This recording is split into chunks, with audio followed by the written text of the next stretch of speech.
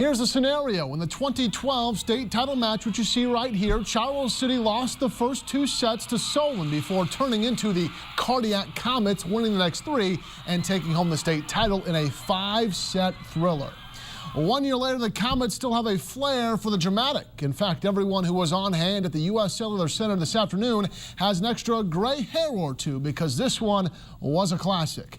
This matchup between the Comets and Go Hawks is one of the more premier first-round battles, and it lives up to the hype. Haley Hilligus fires an ace. She had 3 of them on the afternoon. However, the Go Hawks came back to win the first set and the second set as well. Allie Arns counters with an ace of her own. The Comets go back to the drawing board. They need to get it going, and a couple of seniors step up big. Here's Jackie Foster finding the floor with an ace. And then Mara Forsyth is going to unleash on a volleyball right there. Comets win game 3, 25-23. Katie Wendell, another one of those seniors, she's going to chip in with one of her 9 kills. Comets win game 4, 25-23. Game 5 now. Forsyth, one of her jump serves that really nobody in the state can return. We're going to end it with some defense. Wendell and Foster teaming up to get the block. You got to be kidding me. Charles City wins another state tournament match in 5, knocking off a rival in the process.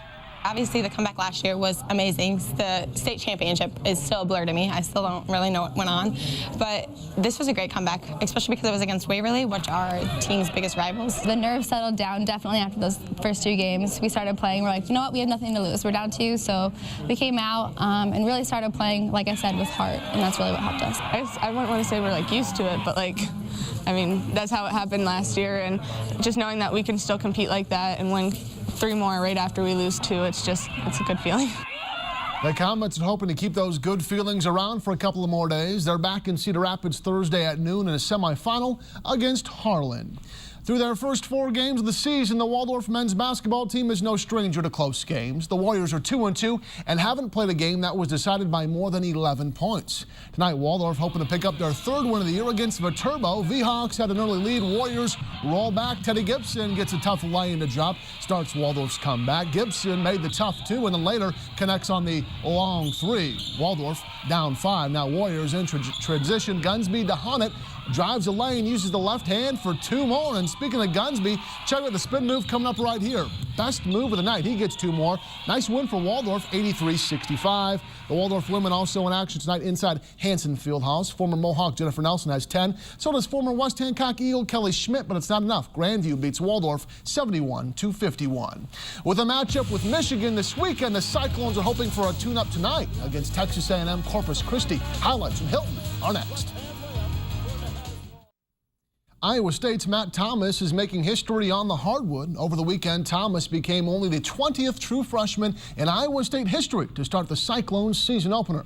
The Clones rolled over to UNC Wilmington on Sunday. Tonight they host Texas A&M Corpus Christi. Naz Long had 8 3-pointers for the Cyclones over the weekend. This one a little easier off the Islanders' miss. Long lays it in. Just a couple minutes later, it's Long going back outside, connects for 3. Those were the only points he would score in the game. Let's go back to Matt Thomas on the far wing. He hit 3 3-pointers on the evening. Iowa State wins big, 80-50. The Gophers also in action tonight against the Montana Grizzlies, and Minnesota is moving to 2-0, 84-58. Andre Hollins leads the way, 24 points. Austin Hollins has a double-double, 11 points and 10 rebounds. When we go back to Charles City for a second, it's good news when we have local teams move on. They're in the semifinals on Thursday at noon.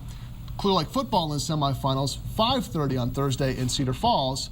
So somehow Ron and I are going to go different places at different times and hopefully meet in the middle and come up with a sportscast. Should be a fun day. You should post your itinerary on Facebook and show everybody how you're doing it. It's going to be a long day but fun day. Okay, well, we'll see you tomorrow.